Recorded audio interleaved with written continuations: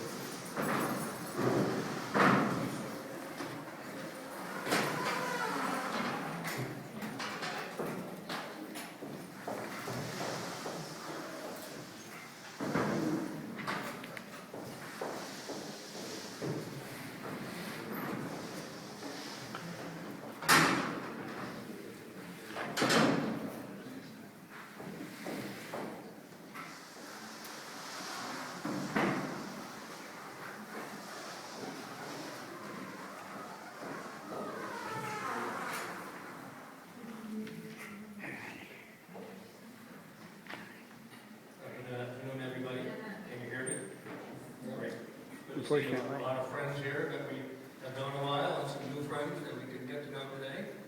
We've got a great panel here about the ADA, and we have you, a great audience, who actually contribute to the discussion as we move forward this afternoon. And we've got lots of thoughts, ideas, personal experiences, etc. But first we're going to run through a little bit of Q&A with the panel, and also get some personal comments and observations from their experience as people with disabilities about how the ADA has or has not impacted their life. And we haven't prepped any of this, so they may be surprised if I haven't called their name, but we'll put it open to discussion most of the time. And after a little period, we'll actually open it up to Q&A from the audience or just statements you might want to make, etc. Let's have a good time. Let's have a conversation among all of us. Nothing is right or wrong in terms of opinions, unless I say so. Maybe he's right to say so. One thing I will point out that is a difficulty that we have, and I've seen this all too much in my life and disability rights and advocacy, is that too often it's people with visible disabilities who are at the front. And here we have a panel of people with visible disabilities and one person with sensory disability. So we don't have the balance we really like to have from the community, but that's okay. No, we have some of that balance in the audience, and I hope to hear from those folks as well. It's great that we have interpreters, and we ought to have someone on the panel who is either our hearing, we ought to have people from the mental health community, the intellectual disability community, etc. But bearing in mind that we're aware of that, we certainly know the issues across that, we just can't speak for people directly. So, having said that, you've all been around for quite a few years now, with the exception of Jerry and maybe your kid. You know, we have different levels of experience in terms of time with our living with a disability, but I'm going to start on the end here with Mel. And I wonder, Mel, you could think back to when the ADA was signed into law in 1990 by George Bush, and share any recollections you had from that time.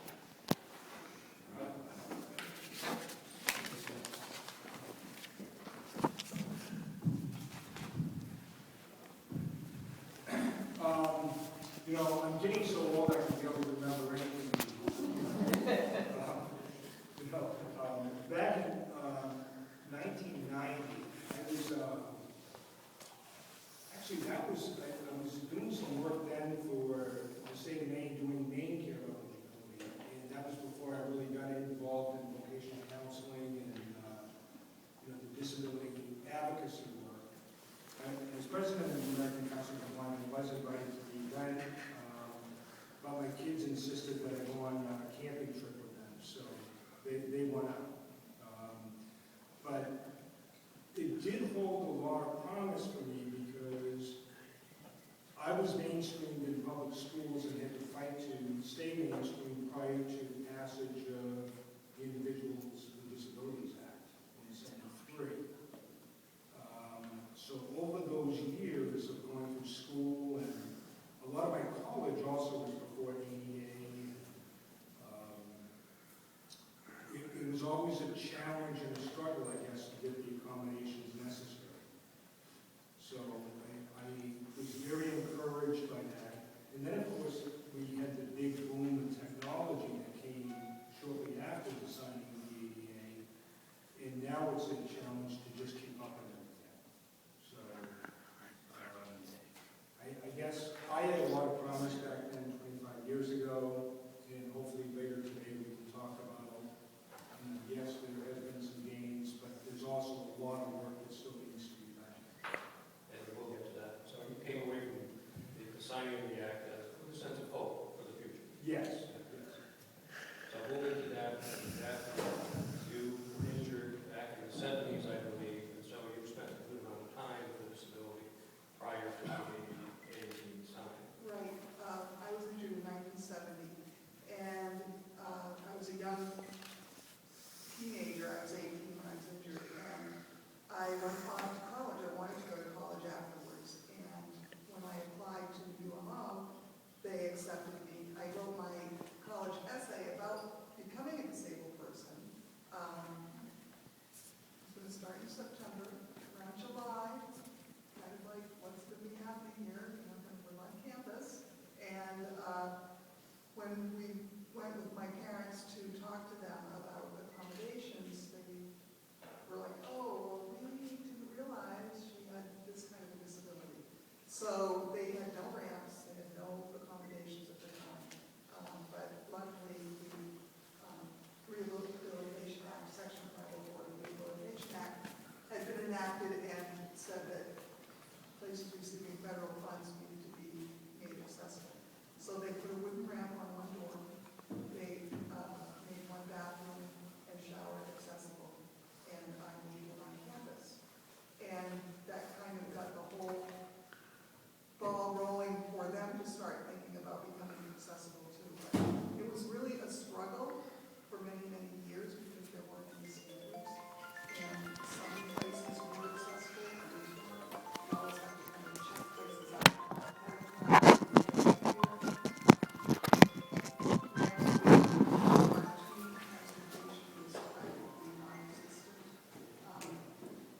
So, yeah, there's been a huge change since the ADA came into effect as far as awareness, I think, goes on the parts of people or businesses or government agencies that need to be accessible. So I think there's been a broader sense of awareness, but there's still a long way to go. I think that we still have a lot of people who don't have access to transportation, medical facilities, and education, and employment, and all of those things are important to the quality of life that I think we all want to live. Thank you. So the theme developing here, we've come a long way, and still a long way to go. Jared, what reflection do you have on the signing of the ADA? Well, I acquired my disability after the ADA was signed, so I directly benefited from the law. School, I actually belonged to the rehab center, so I was in public school. When I returned to campus,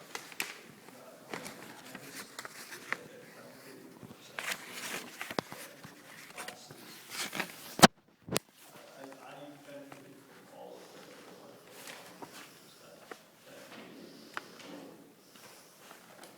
mandated for those of us with physical disabilities. So, you know, I was able to do a lot of things, not just complete school, but return to work and engage in the community in ways I never would have without the ADA. You know, before the ADA, I'm afraid that the most I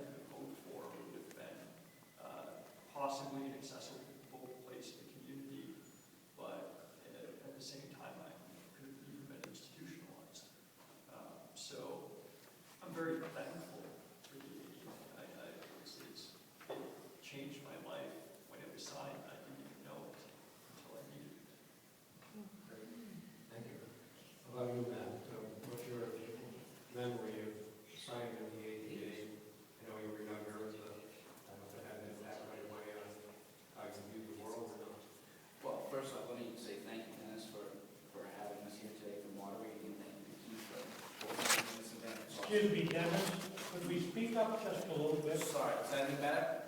Bring the mic closer.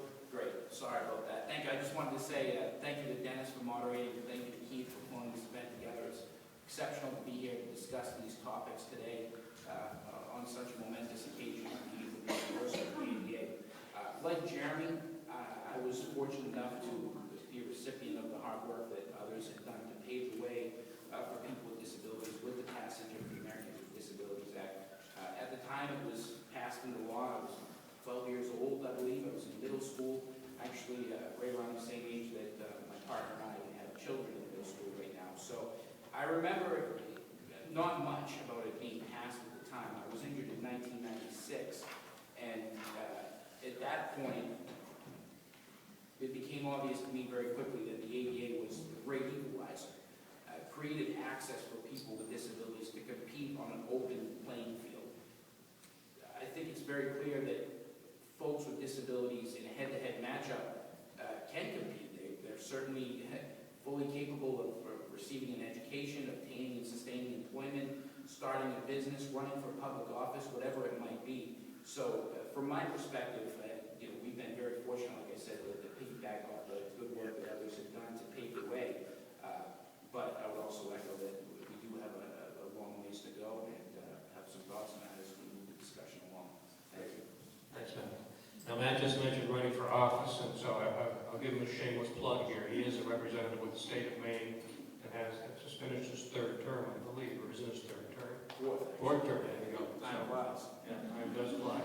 Matt's done a great job representing not only his community, but also representing people with disabilities and their needs to live independently in the state. So he's done a great job that way. And hopefully other people will follow his example and run for office as well.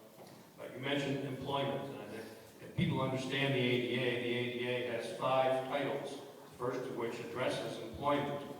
And when the law was being formulated, it actually began in concept to address only employment and not to go beyond that. But that really created a lot of discomfort in the business community. And so little by little, the law kept morphing before it was even passed by Congress into what it looks like today. And the emphasis was taken off disability and put onto some other areas. But I remember in 1990 when it passed that there was tremendous hope around people being able to go to work because unemployment was just rampant among people with disabilities. Now, after 25 years, it's not any better. In fact, it may even be worse than it was 25 years ago. And so, when we look at the ADA, there's a lot of great things there that have happened. We can all probably point to them very easily. But we can't point to employment and say, wow, people are finally able to live like anyone else, to earn a livable income, and not rely on government benefits in order to have a life. So, let's get some feedback on personal experience with work and what that's been like for each of the panelists as they've tried to go through their life living with a disability. Everyone mentioned that they work, but I'm not sure everyone has worked all the time and what struggles might have been or what discrimination might have experienced. We're going to start down the other end this time. How about you, Matt?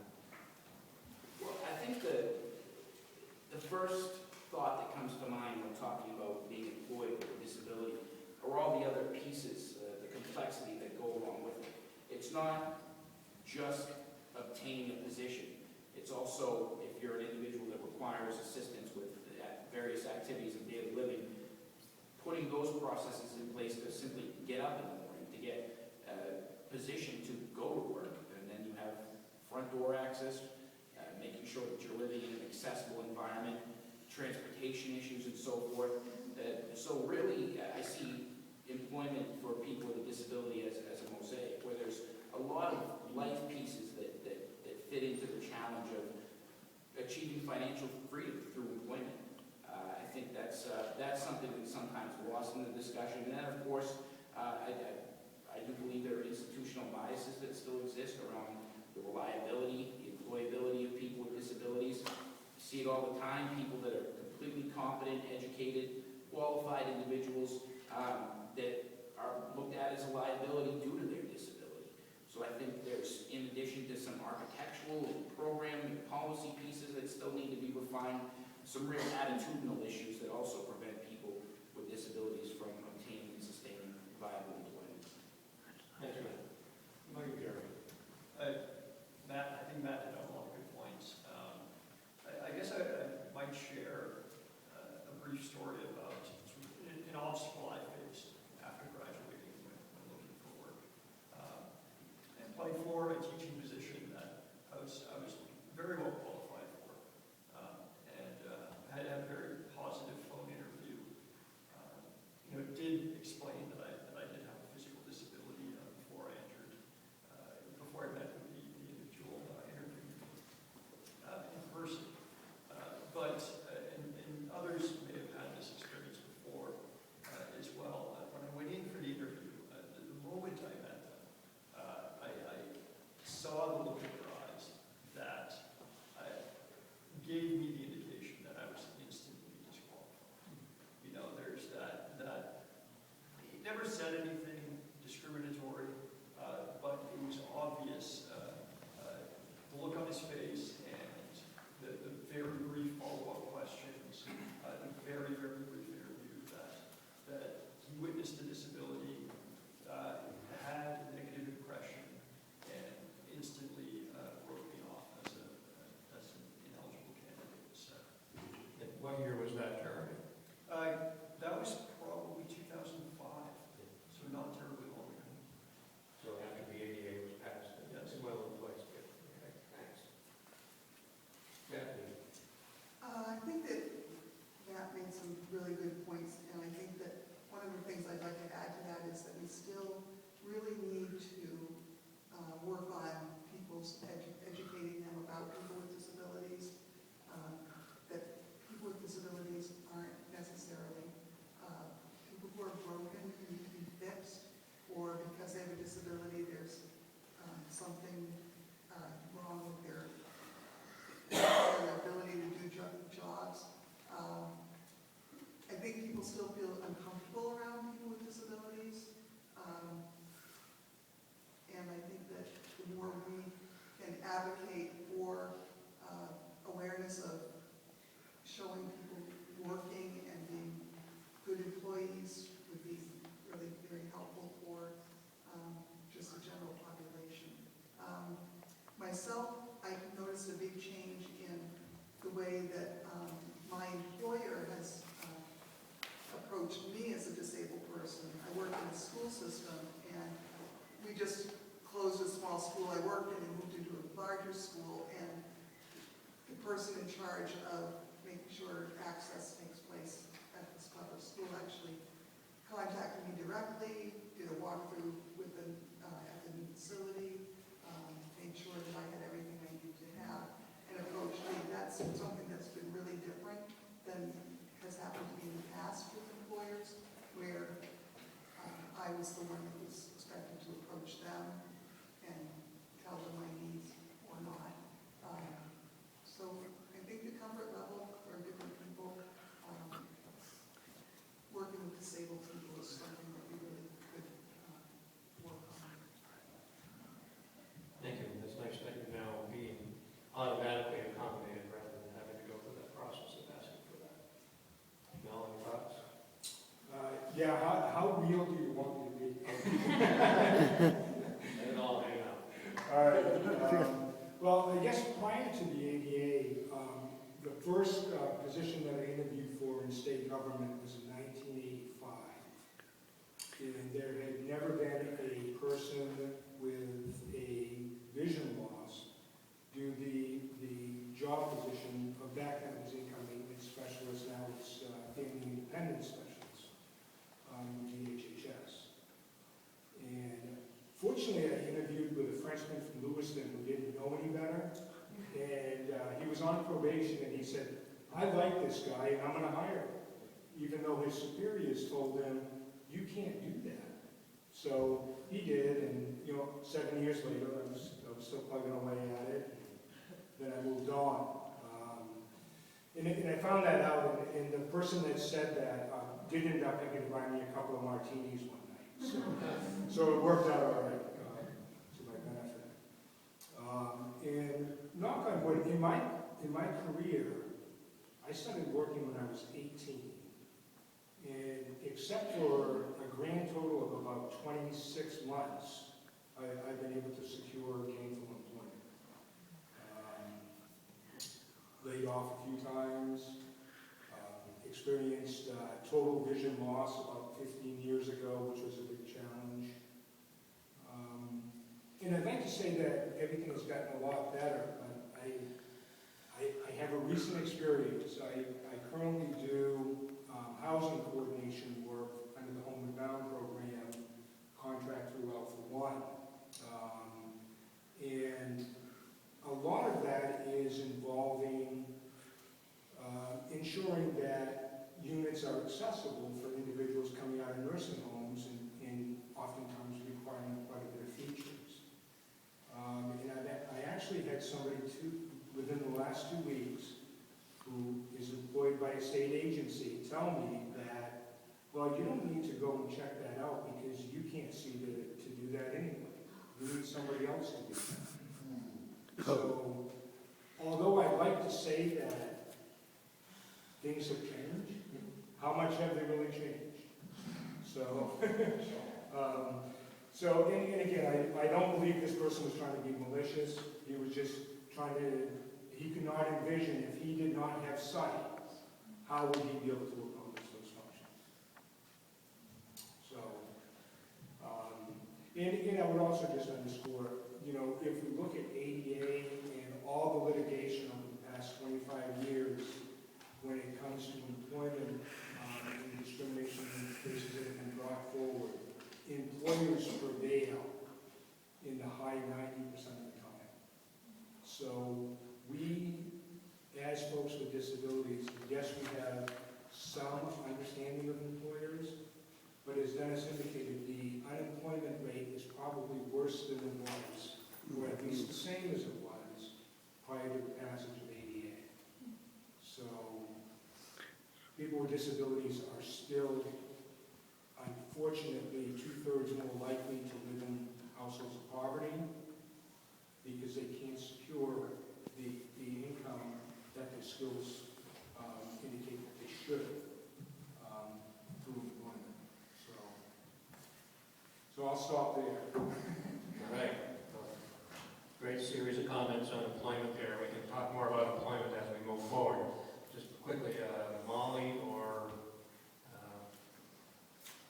Keith, you just want to give me a wave at some point when you want to go to Q&A. You got it. I've lost all track of time here. So I want to make sure we get on to some other topics too. Yes, do we have some comments from the audience? Anyone want to have any, or make any comments about employment in general around ADA or, okay. Keith, get your microphone working, you got a couple people there.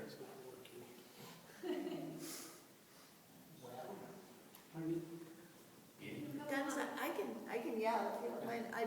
I just wanted to make a comment that I mentioned previously we're involved with the Strive U program and employ Strive U students. And certainly for us, it's not a case of skills. It's the transportation piece that's really challenging for us. We're dependent on the kids having public transportation, and that's been a real issue. So for us, we need to figure out how to improve the public transportation system, and we'd like to work with you on the RTP system. Has been a real struggle for us. I'm looking at Matt, but so for us, it's not the skill set that's the problem, it's the transportation piece for employment. There's often other barriers that have to be addressed first. Glad you brought that up, though. Now, 2 years ago, Representative Peterson actually introduced a bill in the Maine legislature to create an independent living commission. And it was the second commission of its kind. First was in 1985, that had been chaired by Steve Tremblay as chair of Alpha One. Well, Matt reintroduced a similar bill this year. And last fall, the commission met 4 times. I was fortunate to serve on the commission myself, as did Mel, and a host of other people from around the state who represent different disability organizations. And the biggest piece of recommendations that came out of it had to do with transportation. So we're going to be looking to move that forward in the next session here in Maine, but we'd love to talk to the senator about what might be done at a national level as well to support those things. Absolutely. So thanks for the comment. Kathy Busted had a question. Hi, it was more of a comment, and I'm a person with a psychiatric disability or regarded as having a mental health disability. I had the amazing opportunity to be working for Maine Advocacy Services, my first job post-diagnosis, which I applied for with a reference from my psychiatrist to say, no, she's fine. And it was at a time just a year prior to the ADA's passage. And they were actually looking for someone specifically with the experience of living with psychiatric issues to advocate for other people.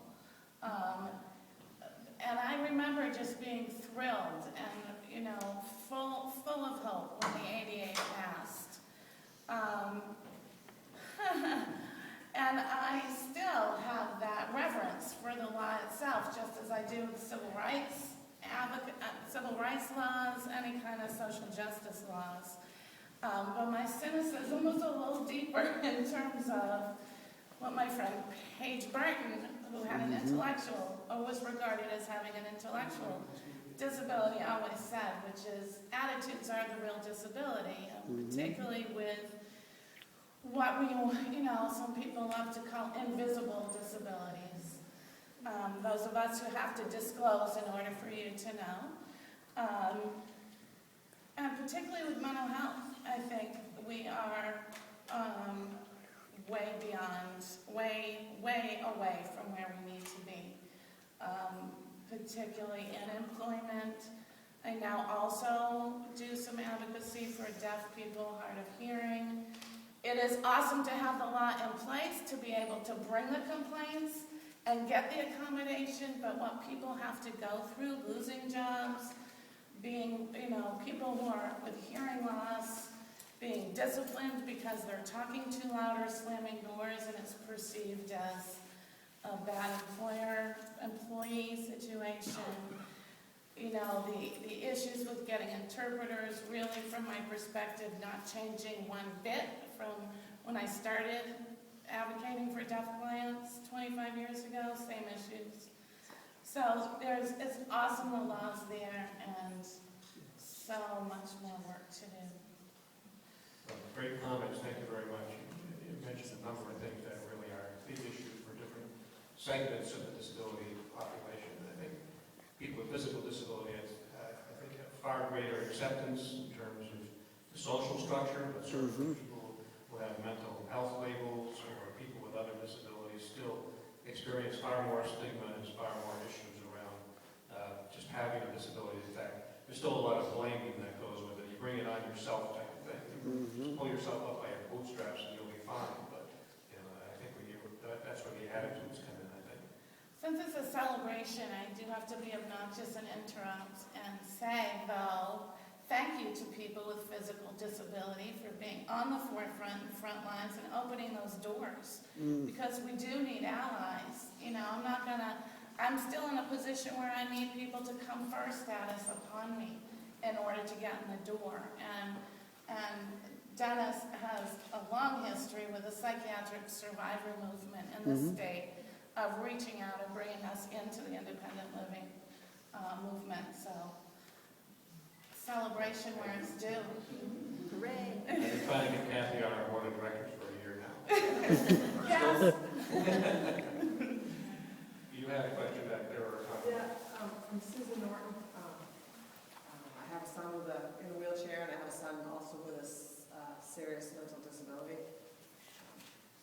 So I've kind of seen both sides, but I wanted to bring up about the employment issue. I wonder if a lot of people are still, the employment looks so bad for people with disabilities. I wonder if a lot of it has to do with people worried about losing whatever coverage they have through the benefits they get, Social Security or whatever they get. So I think that might be one of the issues. And I know in my family, transportation is a big issue. My son's money that he he gets, my son in the wheelchair, money that he gets for SSI, a lot of it goes to pay for our transportation, so it's like a vicious cycle. So, I mean, he's ventilator dependent, and for him to go work someplace, he could do it, but he would need someone there a lot. He's like nursing home level care, so trying to set up like a home office where he does his artwork, that type of thing, with the help of both rehab, that's been pretty good. With my other son with mental disability, I noticed when he was seeing doctors, they had Voc Rehab actually go to Maguchi Hall. They had Voc Rehab go there because it was not, most people would not go to the Voc Rehab office that suffer from mental illness. So it's just some things I've been thinking about. That's Thank all. you. That great comment there on the SSI and SSDI, thinking about losing insurance. I wonder if the panel, anyone wants to respond to that issue? No? There are a number of work incentives that are built into federal regulation. However, it is a strong fear because of the instability of wages in the community and fear of what happens if you lose your job. And the insurance factor is certainly key. Years ago, I can remember working with, when I worked at the Disability Rights Center, some folks at Alpha One and Maine Medical Center who provide benefits counseling.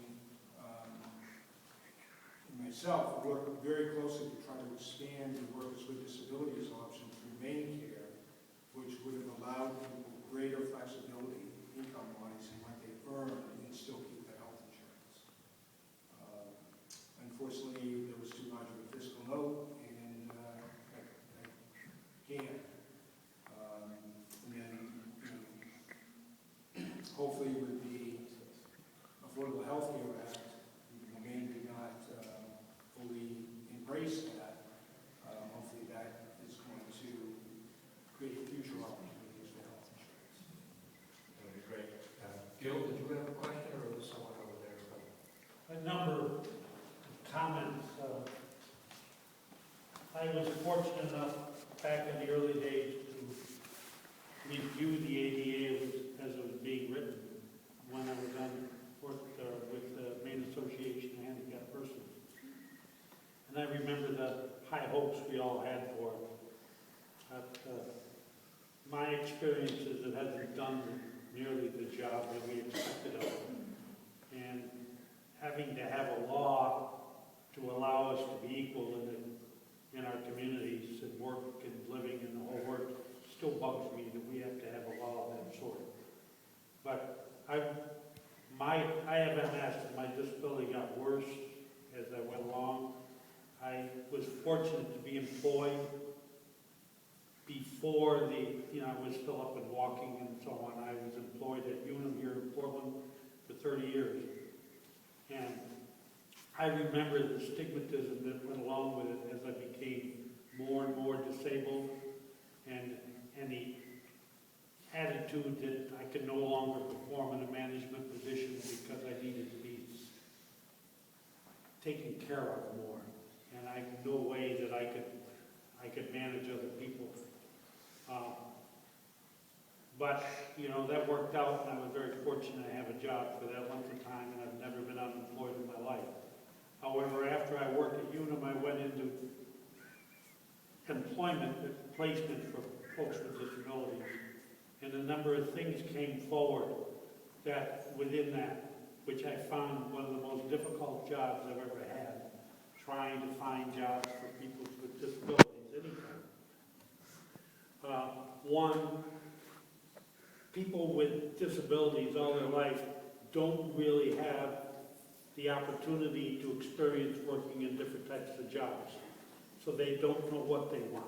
They could go to college, but they never had the opportunity to work as a lifeguard or at McDonald's or doing anything during the time that they were in high school and going through college, because those employers weren't willing to hire somebody and make the accommodations necessary. They couldn't even get in the building behind the counter, work the cash register, so they don't have the experience. Two, a lot of folks don't know what it takes to hold a job. They don't have that experience.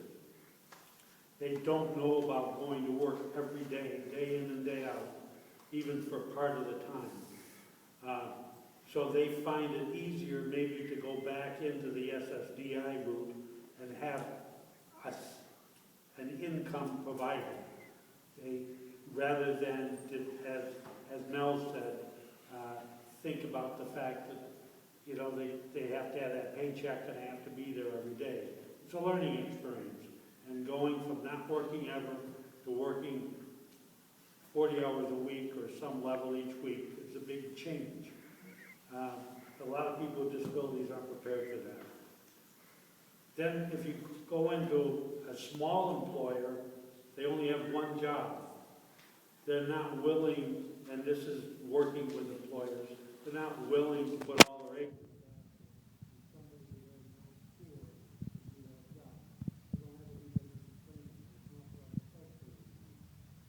don't have the job description, else. The person getting the job doesn't know what accommodations are necessary. They have no, because they don't have the work experience. They don't know what they are. You go to a big employer, it's the same thing. They have cost centers. The accommodations don't follow them from position to position. There has to be somebody specialized in order to set up the computers right, or the PCs, whatever, in order to be used. Whether it's somebody with a sight impairment or whatever is difficult to do. Then the supervisor you work with, finally to get a person in position, gets promoted. Then you have to start all over again. There's nobody on board to advocate for that employee so it becomes much more difficult for that employee to fit in with all the other his coworkers. Then the coworkers are not willing and think they need to be paid more if they're going to accommodate and do some of the functions that person with a disability can't do. Maybe he can't get on the top shelf. Maybe he has to carry files around. Some things that he's not capable of doing. The big employer is not willing to put that extra effort in to get him to fit. There's nobody on site to help that employee continue to fit in over the long term. The co-workers don't want to take on the extra effort. If there's some things about the person with disabilities that don't fit into the environment in the office, then it becomes a very big negative. There's a lot of things that the ADA says in writing that sound good, but in practicality they don't work. Over time, it's very, very difficult. It sounds good, but it's not there. Well, it's one thing to write a law, it's another to implement it. And I think one of the things I've heard a lot about lately is the ADA celebrating 25 years. And a common phrase I heard in the last month or so is that in addition to the law, what we really need to make it work is to change the hearts and minds of the general public, to really learn more and understand more about what people with disabilities face every single day, either trying to get that transportation to go anywhere in their line of job, or to find barrier-free housing, or housing that will accept them because they have a certain label, or any host of other things. It really comes down to changing the hearts and minds of people in this country. Mike? The ADA is such a starting point. I mean, there are just so many other problems, like, that are just, you know, on a much more basic level. The fact that despite the Supreme Court ruling, you know, that, you know, if you have Social Security and you want to get married, whether you're gay or straight, if you get married, you're going to lose a lot of benefits, you know. Daycare, you can't own a house after age 55 because of the state recovery, which makes no sense. where you're looking at independent living and living in place. And, but when my mom was making her estate plans, she couldn't leave me the house. So we can have all the rights on paper you want. The fact of the matter is there are substantial issues with the way in which, health and, basic services that people need are presented. I mean, when I've had somebody in the Department of Labor tell me, don't work full-time because you won't get main care ever again, that was 12 years ago. Last 12 years I haven't been working full-time. And that's frustrating to me because I didn't go to college to work part-time. A lot of problems. Thank you for the comments. Dan? In listening to the comments and listening to your last remark, at the end of my business career, I was asked by Governor McKern to join the board of Baxter School for the Deaf. This was post-scandal. And I said, this is going to be great. I'm going to be able to make a difference. I'm going to be able to help. And I went to about 4 board meetings. And after that 4 board meetings, I said to myself, you know nothing about the issues that people who are deaf face. There were deaf members on the board, and it was so clear to me, and I'm just speaking for myself now, that for me to be voting on they should do this, or they should make this change, or they should make the other change, I wasn't qualified. I didn't know what those issues are. And, I heard that said a few times, and I support the view that says, we need to understand in a much better way what the needs of people with the whole variety of disabilities are. Yeah, I am not disabled, but I'm here with my daughter who is, and is somebody who was born with a disability and who's been her advocate. The frustration for me is government, from the federal to the state, that you get something going, a plan going, a work plan, an education plan, you fill out pages and pages of paperwork and medical history, which gets longer as they get older. And then that person gets promoted or goes to a new agency and you get a new person and you start all over. And you do that paperwork. So you wait 3 weeks for the appointment, you wait 3 weeks for them to read it, you wait 6 months for this, and the state blames the feds, the Fed blames the state. So I'm not sure it's the law that's bad. I think it's the rulemaking that is really horrible, and that people are making rules that don't make sense. And then you read about these millions of dollars of grants, and I ask state workers, where are these grants I'm reading about going? I think they're going to your salaries, and they're not going to services while you're filling out papers, and more papers, and more papers. It's really, really frustrating, and you lose months, sometimes years of time. I mean, I don't know if this group can do anything about it, but it's government who is the biggest barrier, I think, to getting things done. Yeah, that's a fantastic comment. I think, I'd like some of the panelists to respond on all the comments that have been made. This is great participation. We have one more hand raised up in the front here. This one. It's Randy. He called on you. Randy. My wife and I are both blind and have been since birth. And adding on to Anne Marie's comments about government getting in the way, it's a reason that our friends here, Rob and Sarah, couldn't legally get married due to losing insurances. My wife and I got severely cut with ours, and a benefits specialist told us it almost was no good to work because we lose everything. left pretty much in a catch-22 because the rules are so overcomplicated that while there'd be an upside, there'd be 2 more downsides. So we're kind of stuck in limbo. You know, not really knowing what to do. We're kind of stuck in the sense that, you know, in some ways we barely get by, and the only way we do is with what assistance is available. That's why we haven't really tried to work for it. That's a great comment. I think there are many people who find themselves in that situation, and it's very hard to get out of the system once you're into it.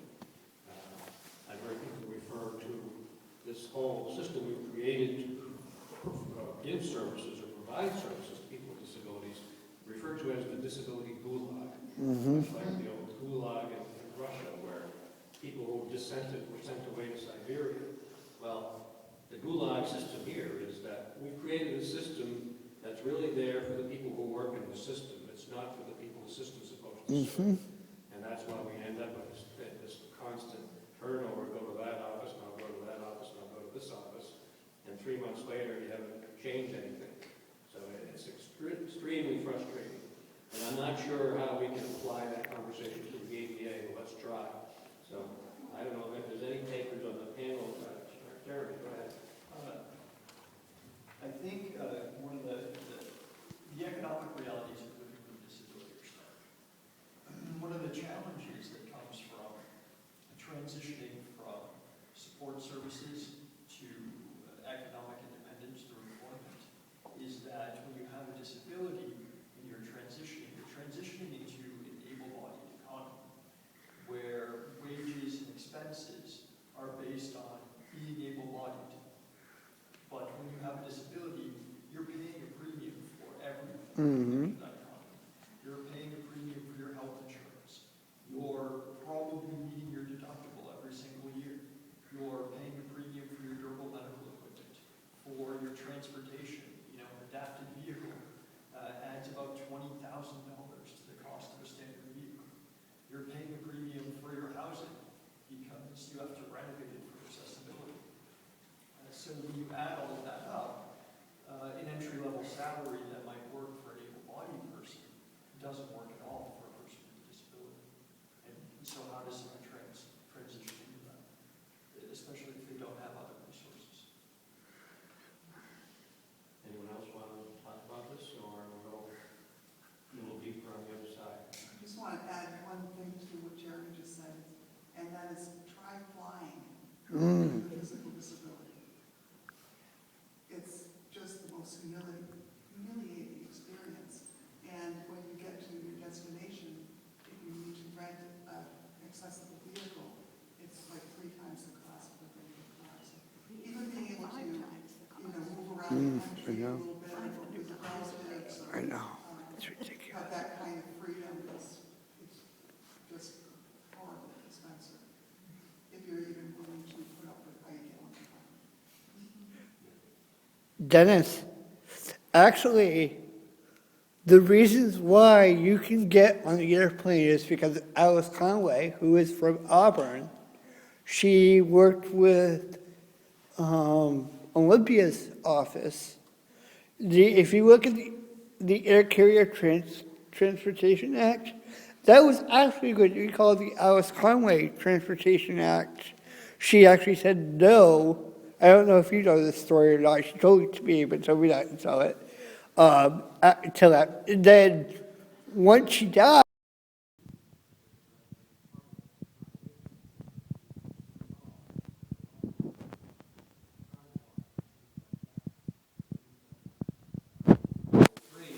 Public accommodations, which would be restaurants or retail stores or you name it, places that we all want to come and go and do business and enjoy the community and go get around and be with our families and friends, to get out and have a life. So what comments do the 4 of you have before we let loose this really aggressive crowd? Not aggressive, but a really smart crowd, really knows their stuff. They've got personal experience, they have family experience, they know what they're talking about. But, what have you seen for public and private accommodations and gains or places that can be improved? Let's start with that. Well, I do know that I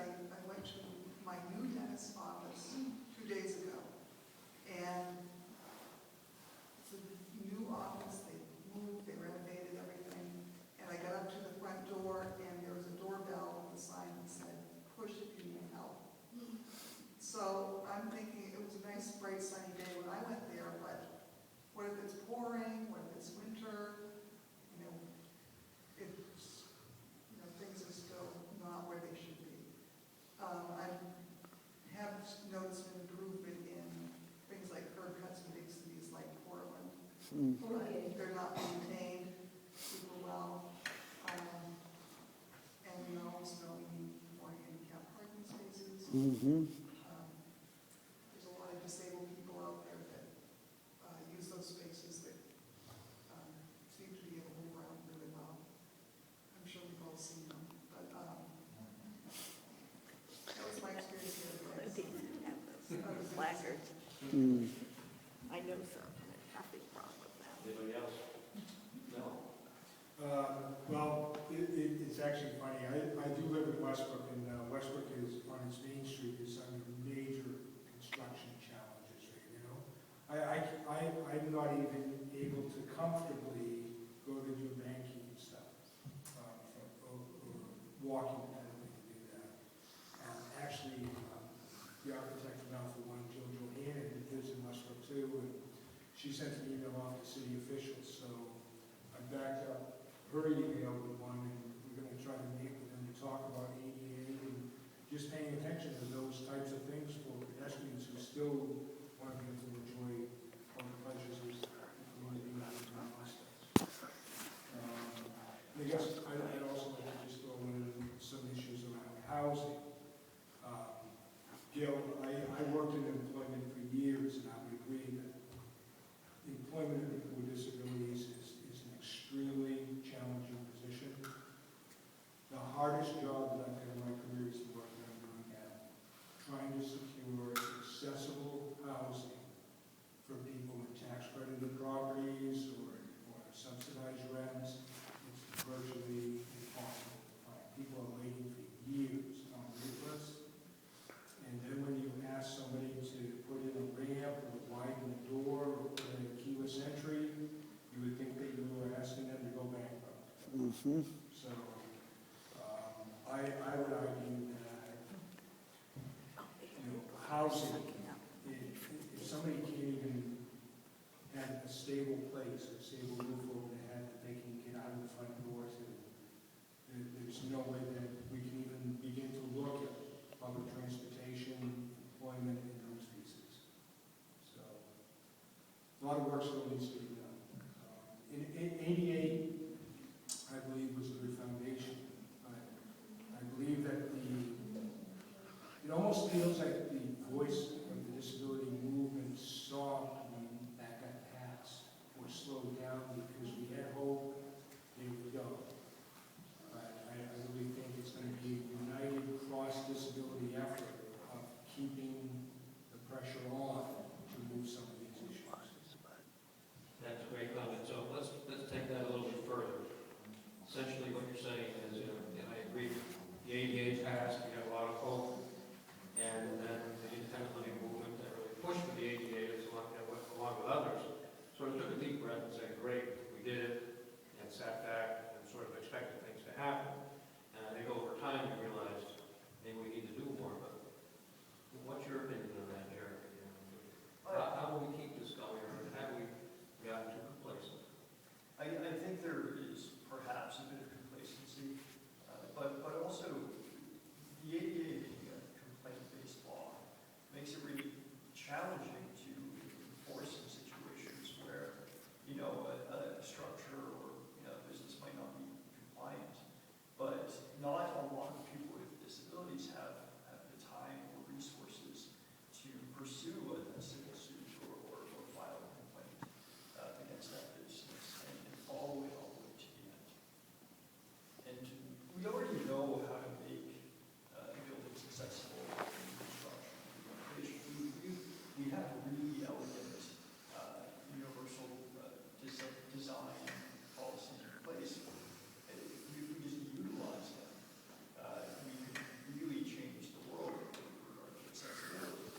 If we utilize those in every piece of new construction, in every business renovation, and we would have far fewer obstacles as people with disabilities in the community, just implementing the stuff we already know. Matt, would you like to add to that? Yeah, I think the next wave of change for people with disabilities really is going to have to derive from a movement again, which inspired the original ADA. my perception is that the ADA, again, when we talk about leveling the playing field, it created opportunities for people that might have previously been inspired leaders in the movement, move on to different economic opportunities perhaps. Like, I'm not going to contribute to the movement necessarily, now I can just go be a lawyer and make money or something to that effect. I think being activated, engaged, and present in the community for people with disabilities is the key to the next wave of change. When we were talking about public accommodations earlier, the State House in Augusta, the People's House, was not accessible until, in terms of the respective chambers, the House and the Senate, until a gentleman, Bill Schneider, who used a wheelchair, was elected and served in public office. At that point, they made the reasonable accommodations, and whether it was automatic doors or making the bathrooms accessible and so forth, to level that playing field. And that came about simply because there was somebody there that needed to access a level of accessibility to allow them to participate. So I really, I would agree with Jeremy. I think if we can get to the point where it makes good economic sense, which it already does, if we can get to this mainstream position of, when I build a house, I'm just going to naturally build it accessible without any thought of how this might directly impact me. I'm just going to do it because it makes good business sense, because we know that 1 in 5 people has a disability, and that at some point it might impact an owner. So why wouldn't I just make my unit more attractive in the marketplace by making it accessible? Throughout my 4 campaign cycles, I knocked on probably 10,000 plus doors throughout my district. Some of those doors multiple times. I can state confidently from that experience that less than 1% of those buildings were accessible. We're talking residential homes.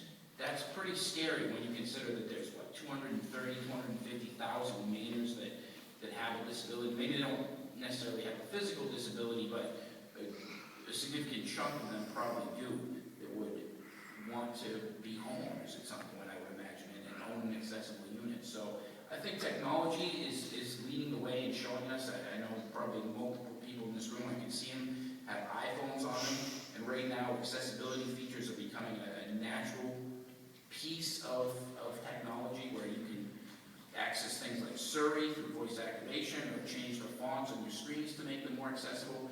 I hope that we see a similar trend line with businesses, with all of culture, that we're moving toward a more accessible mainstream place where we are recognizing that disability is just an inherent part of life. Well, you made a comment there that really struck home for me, Matt, and that is about people with disabilities actually getting involved in their communities so that people who are likely to want to make some kind of change. And so I'd like some of the other folks here to respond to that, whether they agree with that or don't agree with that, and why that might be. How about you, Matt? Yeah, I believe it is absolutely up to people with disabilities to be fully engaged in the community. The more we're present, the more of a difference we're going to make. And, you know, it's not enough to think that, oh, we have the Maine Human Rights Commission, we have Disability Rights Maine, we have different state agencies. They are going to be beneficial as you're trying to bring action and suit and that type of thing. But the real cultural change is going to be us being fully engaged in our communities. Daphne, you have a thought on that? I totally agree with that. I know that in the past that I've been very involved in community organizations and also things in the school, and the more that I'm around people, the more people have come to me and told me that they understand or have a better understanding of someone with physical disability anyway. So I think that that's, you know, really vital for us to stay involved as much as possible. And earlier you talked about the new school you moved to and how they took you over there to check it out and make sure it was okay. Would you think that's part of, because you've been so involved for so long in the school system, that, again, they have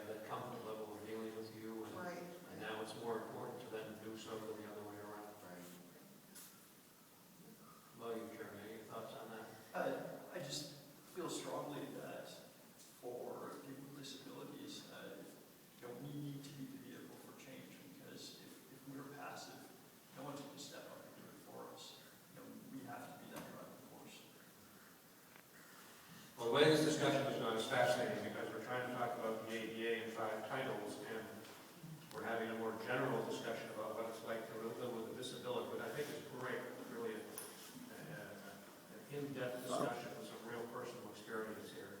And let's go back out again to the audience. I'm going to go with Eric and then Gil and then the gentleman behind Eric. Hi, I'm Eric Gibner. I'm an accessibility specialist. I work with the state. And there have been so many remarks, as Dennis noted, that are covering the whole ball field of what we're engaged in trying to create a more accessible society. I think the law, the Americans with Disabilities Act, is just one piece of the puzzle. And it's only a law. It can only do what it says inside it. But the point of having the law is to open the door, and then presumably through having more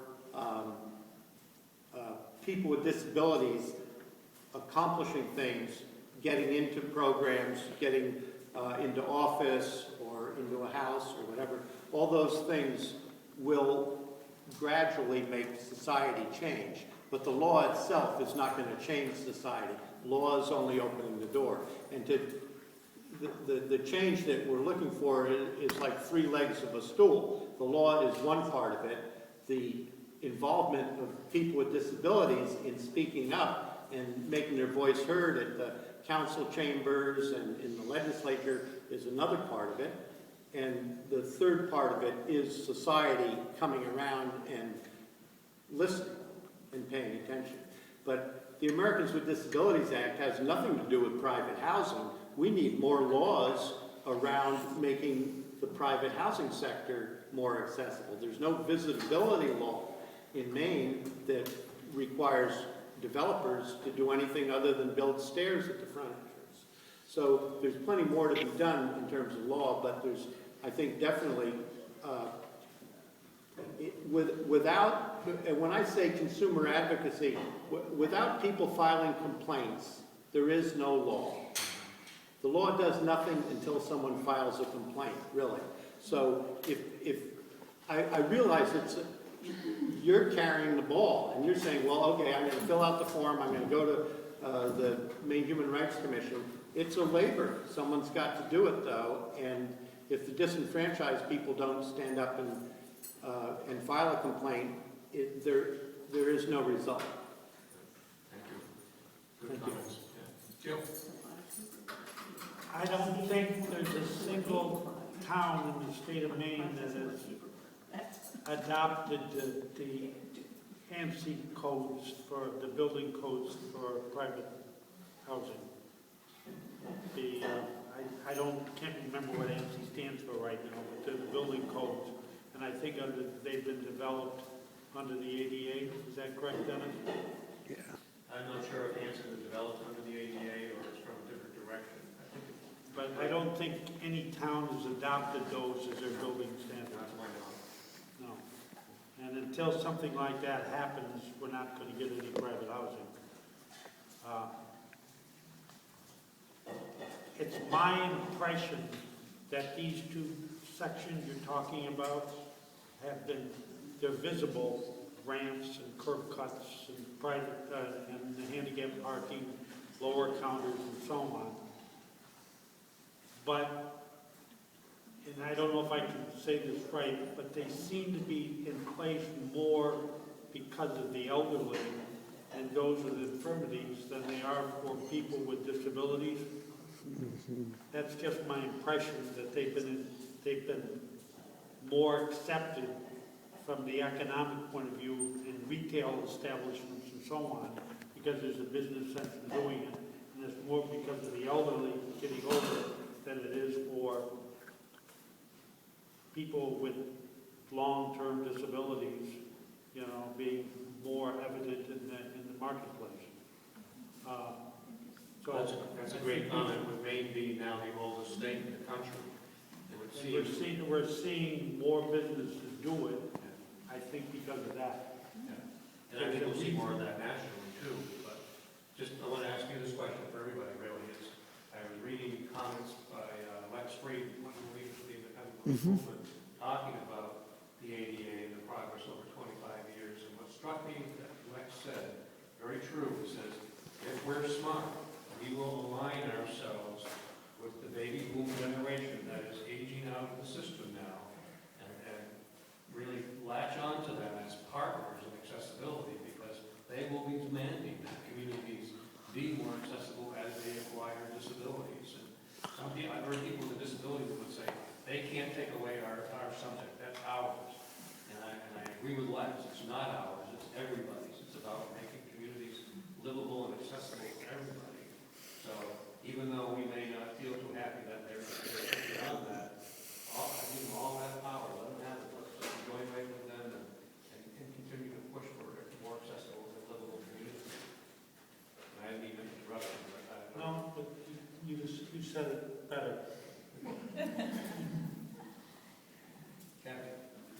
So I don't know what I missed because I went out to have a cigarette, which is an addiction probably leading to more disability. But anyway, while I was just standing there, the people in front of me waiting for the bus were saying, well, I don't know, it's just so scary. She's bipolar, and her mother's bipolar, and they're so scary. I mean, what are you going to do? You can't lock them up anymore.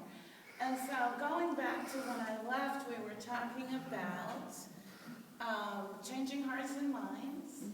There's so many parts of this, but I'm only been in Portland, living in Portland for a year, and so I offer to the Independent Living Council and all the other organizations or people here, you know, can we spawn from this conversation, going back to what we used to do to get it passed?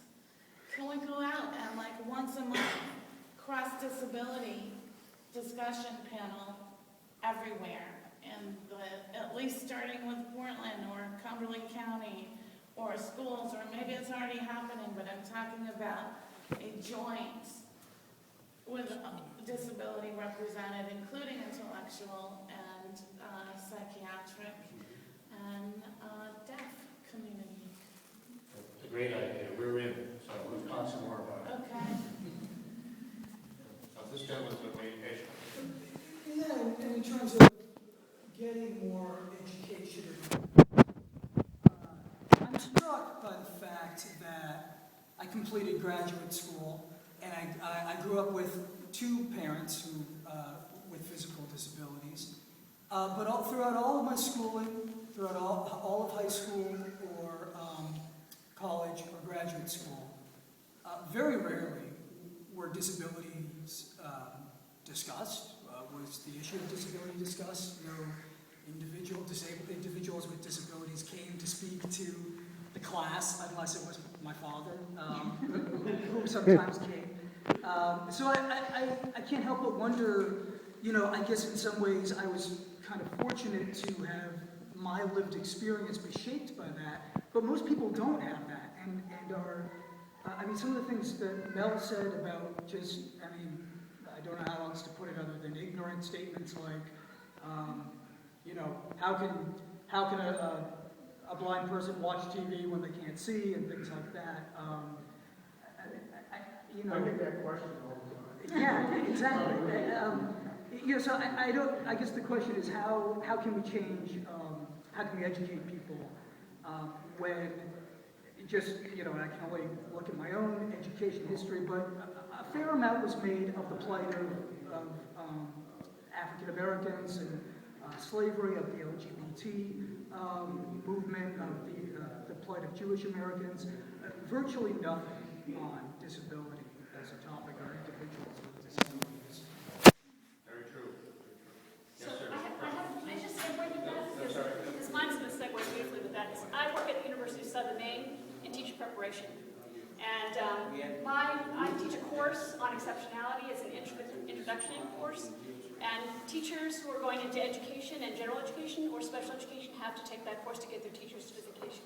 So anybody who wants to become a teacher has to take that course. So Daphne, you probably are aware of this course being in schools.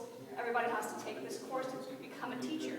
But it's also a course in our university that anybody can take in these certain pathways to get certain types of credits. So I often have non-teachers who also take the course. My purpose in that course is to introduce people to people who have disabilities on an affective level. So you're talking about attitude, that's what my course is all about. Even though I also need to teach them how to introduce students in their classrooms educationally, because I'm a passionate person, my job and my course is to have them understand who people are with disabilities and to have passion for them and to understand who they are. So when my students leave my class, they want to embrace people with disabilities in their classrooms. The major project that they have to do at the end of the course is educate, advocate, and take action. So at the end of the course, they have to have done some education in the community, advocate for a type of disability, and do some type of action project.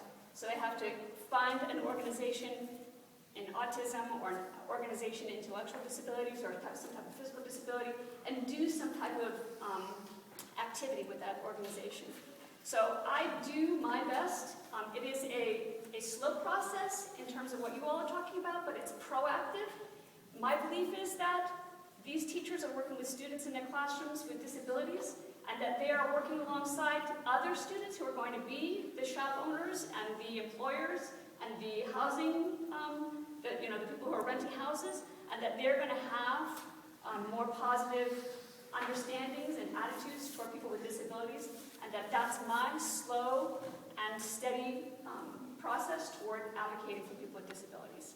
So that's the attitude piece that I'm trying to teach in that course. There are other courses that they also take that they launch from there, but that's the piece that what you're talking about you felt was missing. That's my contribution toward that. I also have a brother who's a quadriplegic, so I've also experienced it firsthand. But my job at the university is to do that. So I hope that in a proactive way that eventually that we'll have more people with a better attitude, working alongside, living with, housing, providing opportunities for people with disabilities. Well, thank you. I have a question on what you're doing, only in that I agree with where the panelists were coming with their comments about we need to get involved, and it was mentioned, if we want the law to work, we need to make complaints, and we really need, in order to change people's hearts and minds, people need to know who we are living in our communities. However, I think we would all be reluctant to be the so-called poster child of disability, to be in front of the class, Oh no, they're not doing that. well, I just want to caution how people who don't have disabilities take this on and portray people or explain disability, because there's a saying in the disability movement, nothing about us without us. And that goes to the heart of sometimes what the issues is that things are designed without our input, or they create laws or programs or rules without our input. And therefore, it goes back to who's in control of one's life. Is it my life and I make the choices about it, good or bad?